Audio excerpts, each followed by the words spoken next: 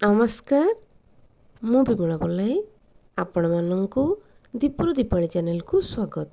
ପବିତ୍ର ଦୀପାବଳିର ଅନେକ ଶୁଭେଚ୍ଛା ଓ ଶୁଭକାମନା। ଆଲୋକର ପର୍ବ ଦୀପାବଳି ସମସ୍ତଙ୍କ ଜୀବନରେ ସୁଖ, ଶାନ୍ତି, ସମୃଦ୍ଧି ନେଇ ଆସୁ। ଈଶ୍ୱରଙ୍କ ପାଖରେ ମୋର ଏତିକି କାମନା। ମୋ କବିତାଟିର ଶୀର୍ଷକ ଶୁଭ ଦୀପାବଳି। ଅସତ୍ୟ ଉପରେ ସତ୍ୟର ବିଜୟ କାଳେ କାଳେ ହୋଇଅଛି। ପ୍ରଭୁ ଶ୍ରୀରାମଙ୍କ ବିଜୟର ପର୍ବ ସଂସାର ଆଜି ପାଳୁଛି। 14 ବରଷ ବନବାସ ସାରି ପ୍ରଭୁ ଫେରିଥିଲେ ଅଯୋଧ୍ୟାକୁ।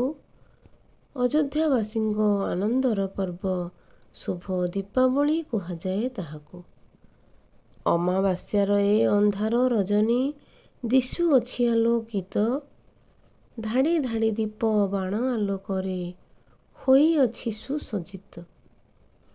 ପ୍ରଭୁଙ୍କ ସ୍ୱାଗତେ ଜଳେ ଲକ୍ଷେ ଦୀପ। ଅପୂର୍ବ ଦିଶୁଛି ଅଯୋଧ୍ୟା ଦେଶ। ନଜର ହଟୁନି ପ୍ରଭୁଙ୍କ ଉପରୁ, ପୂରା କରିବେ ସବୁରି ଆଶ।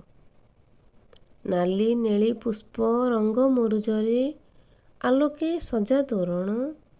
ପ୍ରତି ଘର ଦ୍ୱାରେ ପୂର୍ଣ୍ଣକୁମ୍ଭ ଶୋହେ, ପିଲାଏ ଖୁସିରେ ଫୁଟାନ୍ତି ବାଣ। ଲକ୍ଷ୍ମୀ, ଗଣେଶ ଓ ମାତା କାଳୀଙ୍କର ଏହି ଦିନ ପୂଜା ହୁଏ। କ୍ଷୀରି ପିଠାପଣା ଘର ମହକାଏ, ସଭିଙ୍କ ମନକୁ ମୋହେ।